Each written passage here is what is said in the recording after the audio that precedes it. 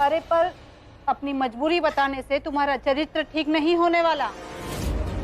तुमने मर्जी से किया हो या मजबूरी से, तुम तवायफ थी और तवायफ ही रहोगी।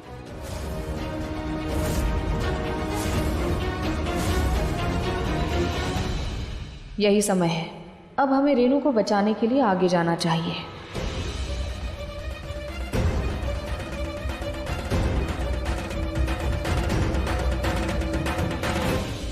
बस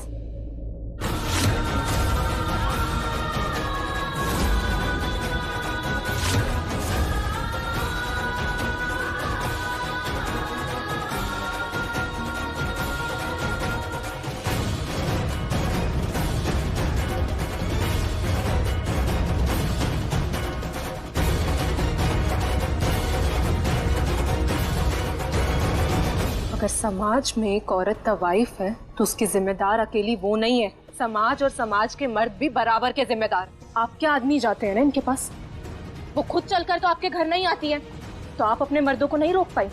हाँ, अपने मर्दों को दोषी ठहराने की जगह आप इन्हें दोषी ठहरा रही हैं। एक तो आपके मर्दों ने इनका शोषण किया और ऊपर से आज सारा दोष आप इन्हें ही दे रही हैं।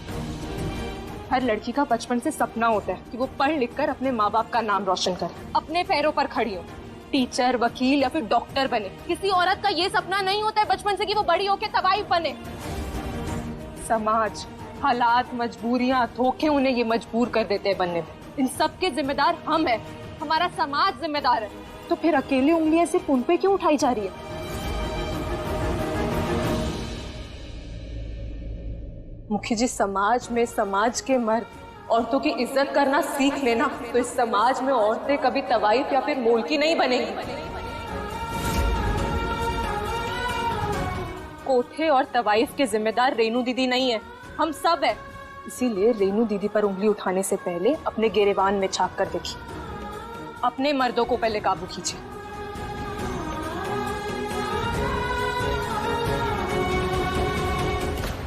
और मुखी जी, आप तो भाई है ना इनके, और हर भाई का फर्ज होता है अपनी बहन की रक्षा करना। आज जब सभी लोग इनके चरित्र पर उंगली उठा रहे हैं तो आप उन्हें बचाने की जगह उन्हें ही गुनहगार समझ रहे हैं। जी, ऐसा मत कीजिए, इस दुनिया में आपके अलावा उनका सगा कोई नहीं है। जरा सोचिए, कौन औरत ये चाहेगी कि उसकी वजह से उसके परिवार की भरे बाजार में बेइज्जती हो, उनकी इज्जत उछले। आपकी बहन पर हर दिन हुए जुल्मों को महसूस कर कर देखिए, क्या वो कम है? वो अपने कर्मों की सजा भुगत चुकी है। मुखी जी, हम लोग अंदाजा भी नहीं लगा सकते कि रेनू दीदी कितनी लाचार रही होंगी जो उन्होंने ना चाहते हुए भी इतना बड़ा कदम उठाया। मुखी जी, अगर इसके बाद भी आपको रेनू दीदी कसूरवार लगती है तो उन्हें निकालने से पहले हमें यहाँ से निकाल दीजिए, क्योंकि हम रेनू दीदी का साथ नहीं छोड़ेंगे। इस पूर्वी ने बीच में कूदकर हमारा सारा प्लान चौपट कर दिया। तू ठीक कह रही बाबू,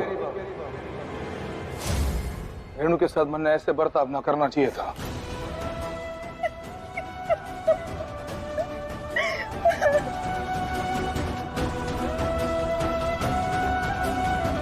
अब जब रेनू दीदी आ ही गई है तो उन्हें इस हवेली में रहने का भी हक है। आज से वो इधर ही रहेंगी, आखिरकार बेटी है वो इस हवेली की। ठीक है, आज से रेनू हमारे साथ इसी घर में रहेगी।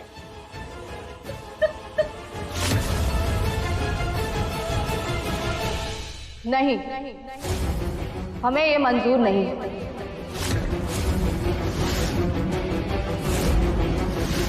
एक तवायफ को हम ना अपनी हवेली में ना इस गांव में रहने दे सकते हैं। मुखियाइनी हम यहाँ की, क्या जवाब देंगे इन औरतों को? कैसे नजरें मिलाएंगे इनसे जो हमारे पास आई थी मदद मांगने? रेवाड़ी की मुखियाइनी होने के नाते हम रेनू को इस हवेली में और इस गांव में रहने की इजाजत नहीं देंगे। इसे यहाँ से जाना होगा। रेनू दीदी यहीं रहेंगी, इसी हवेली में, वो कहीं नहीं जाएंगे। इस हवेली की मालकिन हम हैं। हम तय करेंगे कौन यहाँ रहेगा और कौन नहीं। जो मत भूल, जो हवेली मेरे पुरखों की, बाप दादाओं की, तो तय मैं करूंगा यहाँ पर कौन रहेगा और कौन नहीं। और इस घर की बेटी होने के नाते रेणु का पूरा अधिकार है कि वो इस हवेली में रहे। अगर तन्ने कोई तकलीफ है तो कुछ दिनों के लिए रेणु आउट हाउस में रहेगी, पर रहेगी इसी हवेली में। आई समझ में? ये सही नहीं है मुखियाइन जी। एक तवायफ को आप अपने घर में नहीं रख सकती। चुप हो जाइए आप। रेणु दीदी मुखी जी की बहन है और उन्हें कोई तवायफ कहे वो ना हमें बर्दाश्त और ना ही मुखी जी को। और दूसरों के चरित्र पर उंगली उठाने से पहले आप अपने मर्दों को काबू में कीजिए।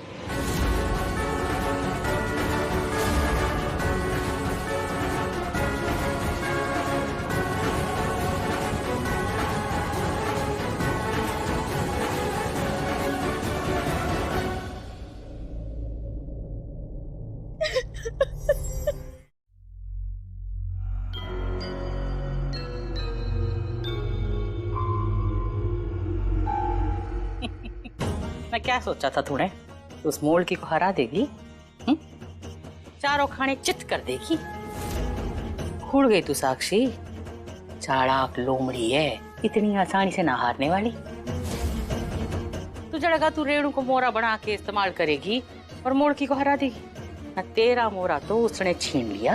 अब क्या करेगी, क्या करेगी अब बता ना। हाँ? क्या करना है ये पहले ही सोच रखा है हमने। क्या सोचा है भाभी, और सोच के फायदा भी क्या है? हम कुछ भी सोचते हैं, वो मूल की 2 कदम आगे कुछ और ही सोच के रखती है। इस बार कुछ ऐसा करेंगे कि मूल की 2 कदम आगे नहीं बल्कि हम उससे 200 कदम आगे होंगे। आज रात ही रेणु का अपहरण होगा और कल सुबह जब मुखी जी उसके बारे में पूछेंगे तो हम उनसे ये कहेंगे कि तवाइफों की तो फितरत ही ऐसी होती है मुखी जी, जिन्हें कोठों की अय्याशी की लत लग जाती है उनसे घर की 4 दीवारियां बर्दाश्त नहीं होती। उन्हें परिवार नहीं पैसे चाहिए। और देखिए, ऐसी बच्चलन औरत को बेचारी कहकर पूर्वी ने तो पूरे गांव के सामने आपकी नाक कटा दी। ना, सोच तो बड़ी अच्छी है तेरी, ना तेरी सोच को ना किसी की नजर ना लग जाए। ना, भगवान से भी प्रार्थना करूंगी मैं कि इस बार तेरा खेल और तेरा पासा सही जगह पर पड़े, ना तू जीत जाए बस। इस बार जीत हमारी ही होगी, हारेगी तो वो मूलकी। भाई जी, अगर उस दिन मैंने आपकी बात मान ली होती तो आज मेरी ये हालत ना होती। आपके सामने हाथ जोड़ती हूँ, मुझे माफ कर दीजिए, माफ कर दीजिए मुझे। माफी तो मन ने मांगनी चाहिए। मेरे डर की वजह से ही तू वापस अपने घर ना आ सकी, पर चिंता मत कर, इब तेरा यो भाई तन्ने कोई तकलीफ ना होने देगा। मेरा वादा है तेरे साथ। भाई जी,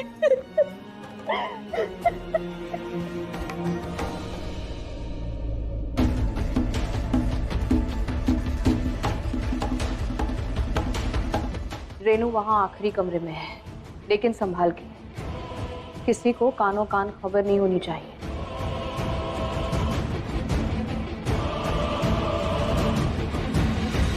तुम चाहे कुछ भी कर लो पूर्वी, लेकिन तुम हमसे जीत नहीं पाओगी। तुमसे ज़्यादा ताकतवर और ज़्यादा शातिर हैं हम। अब हमें यहाँ से निकलना चाहिए।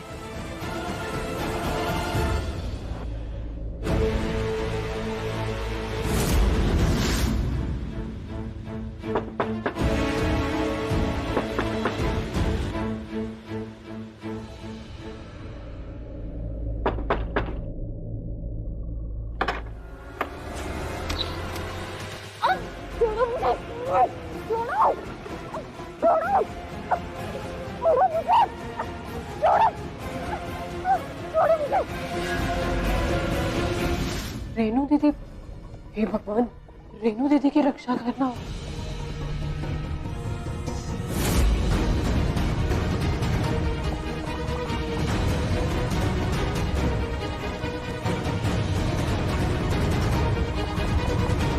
ये बंदूक ले जाते, क्या पता कोई चोर उचक्का हो बाहर।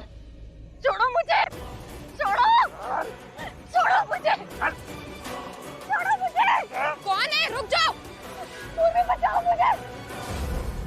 रेनू दीदी, छोड़ो नहीं तो हम गोली चला देंगे। छोड़ो मुझे, हमने कहा छोड़ो।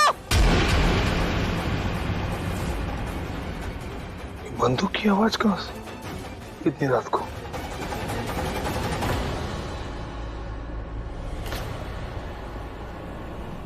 बावरी कहां चली? ये क्या? इन बेवकूफों ने गोली क्यों चलाई? अगर घर वाले जाग गए तो हमारी सारी मेहनत पर पानी फिर जाएगा। जाके देखना होगा उन्हें। रुक जाओ, हमने कहा। छोड़ उसे! छोड़! भाई जी, भाई जी। एक कदम भी आगे बढ़ा तो याद रखना, जान ले लूंगा इस लड़के के।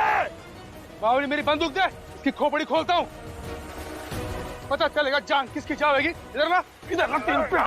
मुखी जी आराम से, छोड़ो। मुखी जी,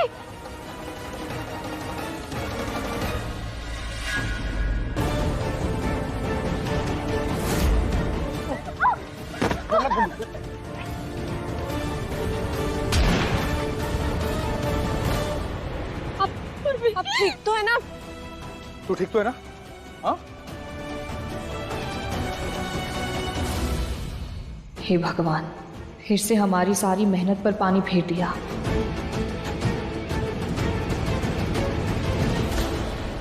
क्या हुआ मुखी जी? अरे रेणु, ना क्या हो गया? तेरी हालत ऐसी किसने कर दी? ये आवाज कहाँ से आ रही थी? कुछ गुंडे उन्हें अगवा करके ले जाना चाहते थे। गुंडे और हवेली में? और क्या माँ, अब ये सभी देखना तो बाकी रह गया है। ये सभी लोगों का घर तो रहा नहीं, तवायफ का घर है। तो आज गुंडे आए हैं तवायफ को उठाने, कल को इनके सवाशिक आएंगे। अब तवायफ के घर में गुंडे, बदमाश, ऐसे लोगों का आना जाना लगा रहता है। अपनी जुबान संभाल कर बात कीजिए। रेनू दीदी मुखी जी की बहन है। समझ में आई तन्ने? दोबारा रेणु के बारे में अपशब्द बोला ना तो तेरी खोपड़ी पहले खोल दूंगा मैं। और ये टेढ़ा मेढ़ा मुंह जो बनाती है ना, हमेशा के लिए टेढ़ा कर दूंगा। अपनी औकात में रह।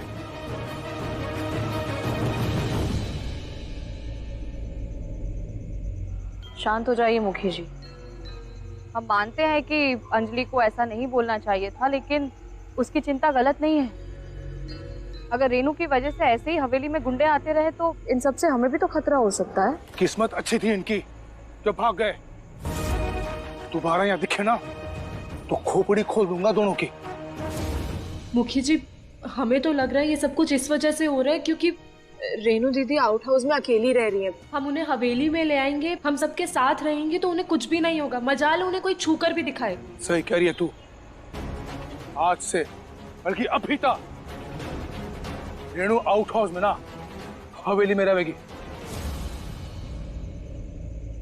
और मेरे फैसले का विरोध कोई ना करेगा।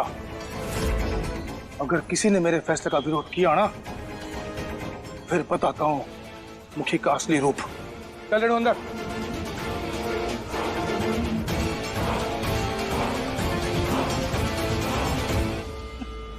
मुझे तो लगता है कि तू सोच रही थी ना कि तू रेणु को घर से बाहर फेंकेगी। कहीं ऐसा ना हो कि तुझे ही हवेली से बाहर फेंक दे वो काला लोमड़ी। अगर कोई भी तेरे आसपास भी आया या तेरी तरफ आंख उठाकर भी किसी ने देखा ना, मैं उसकी जान ले लूंगा। फिक्र मत कर, आराम से सो जा। अब सो जाइए।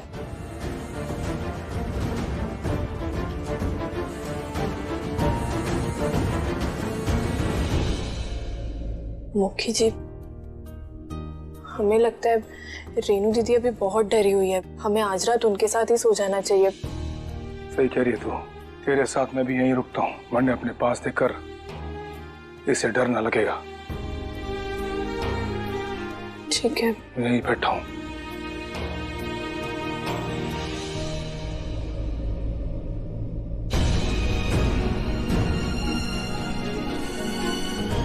अब हमें मुखी जी और रेनू दीदी का रिश्ता मजबूत बनाना होगा। बरसों से बिछड़े हुए भाई बहन को मिला के ही रहेंगे।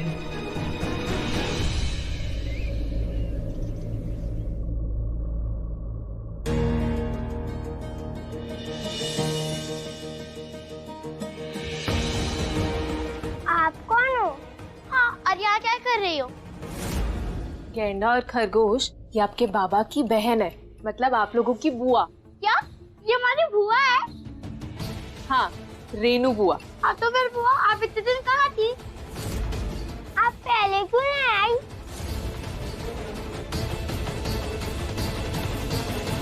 वो क्या है ना कि वो इंडिया के बाहर ना पढ़ने गई थी, वो कल वापस आई तो देखो आज आप लोगों से मिलने आ गई। बुआ आपको ऐसा जल्दी आना चाहिए था, बिकॉज अभी कुछ दिन पहले ही भाई दूज गया है, तो फिर आप बाबा के साथ भाई दूज बना ली थी। पर खरगोश कोई बात नहीं ना, हम बाबा और दीदी के लिए आज भाई दूज मना लेते हैं। अब चलो आप दोनों जल्दी से जाओ और रेनू बुआ को तैयार होने दो। ठीक है आती हूँ। जाओ। चल मानस।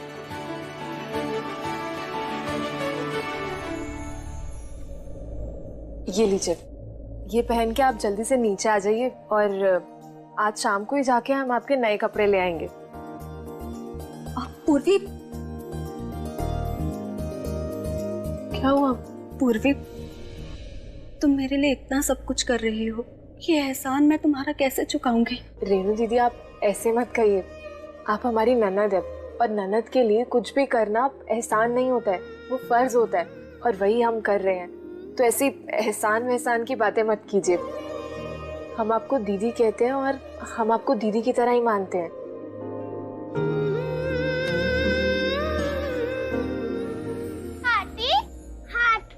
हाथी पापा ब्रेकफास्ट के नीचे बुला रहे हैं। और हमें भी बहुत भूख लग रही है।